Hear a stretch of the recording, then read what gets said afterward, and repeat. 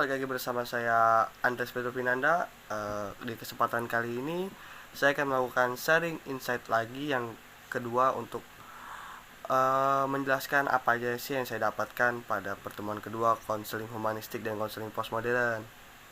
Nah, jadi sebelumnya aku mau minta maaf kalau misalnya nanti ada pengucapan yang salah atau terlalu cepat bicaranya. Oke, baik.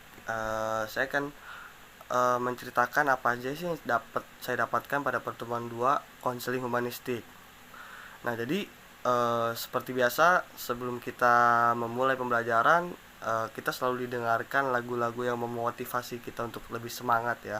Nah, jadi sebelum kelas dimulai juga, Kamira tuh sempat mengirim link video YouTube.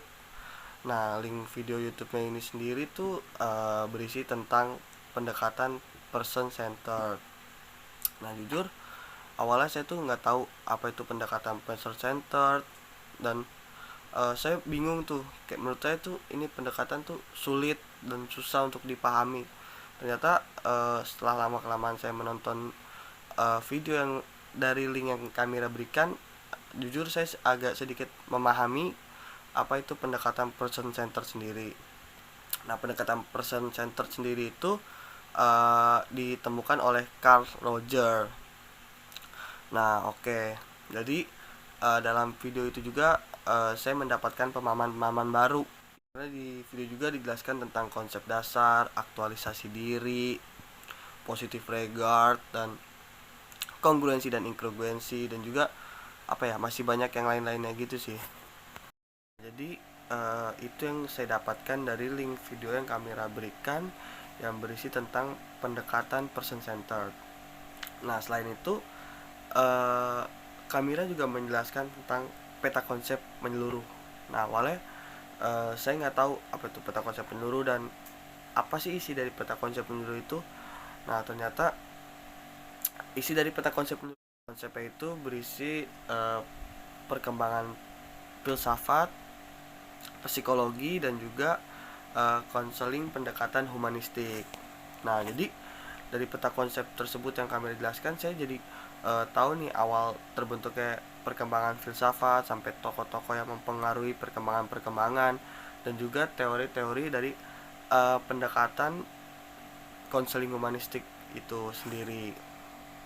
Nah, selain itu saya juga mengetahui dari ciri paham modernisme ini dan ciri paham postmodern. Nah, kalau ciri paham modernisme ini, dia tuh sudah terdoktrin, standarnya baku, narasi besar tentang keadilan, terus juga yang terkenal itu sifatnya mengkotak-kotakan. Sedangkan ciri paham postmodern ini berbalik jauh dengan ciri paham modernisme ini.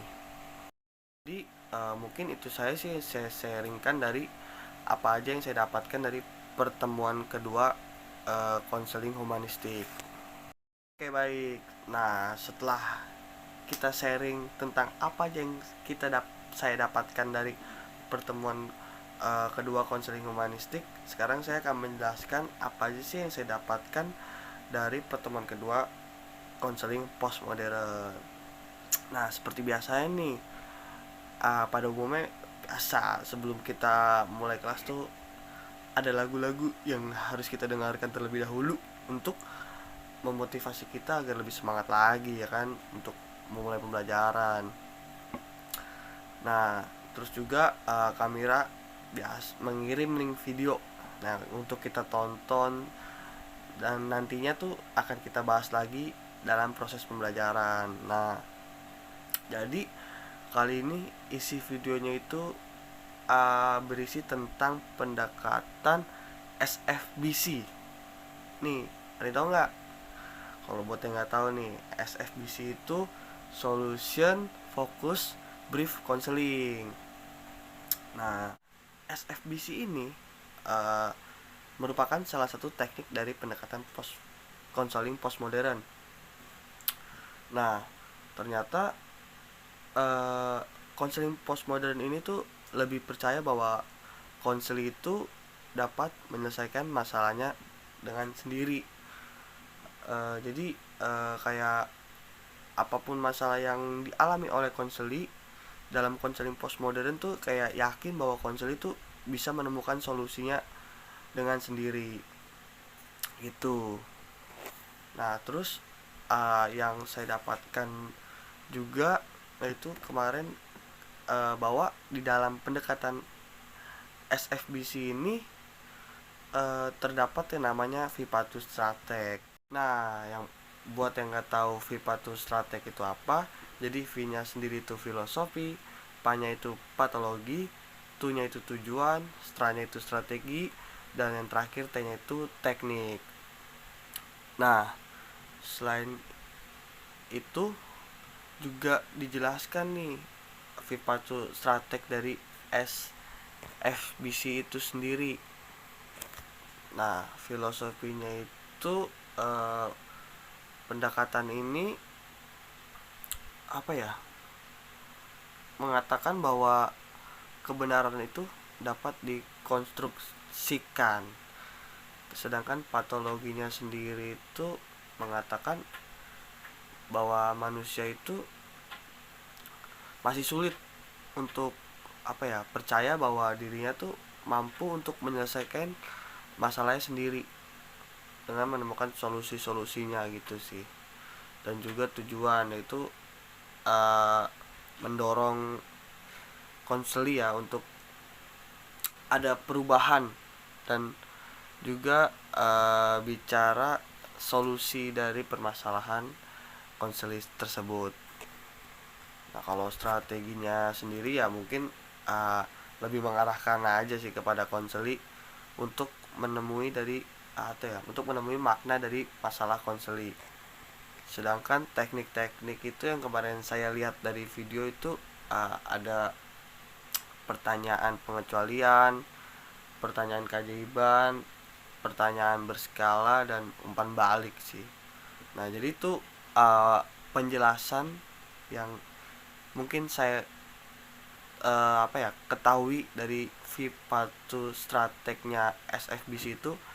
Jadi mohon maaf ya kalau ada penjelasan saya yang kurang dimengerti atau sulit dipahami oleh teman-teman sekalian, karena itu pure dari sepengetahuan saya. Nah jadi selain itu juga pengetahuan tambahannya itu saya jadi bisa atau paham atau mengerti perbedaan dari konseling modern dan konseling postmodern.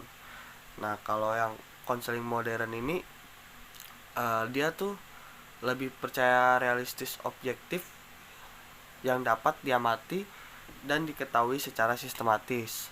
Nah sedangkan konseling postmodern sendiri itu lebih percaya ke realistis subjektif. Nah kalau yang modern kan objektif, kalau postmodern itu subjektif, dimana keberadaan realistis tersebut tidak mandiri atau independen.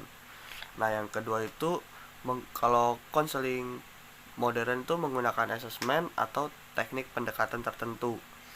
Nah sedangkan konseling postmodern itu ada empati atau kerjasama kolaboratif dalam proses terapi lebih penting daripada asesmen atau teknik.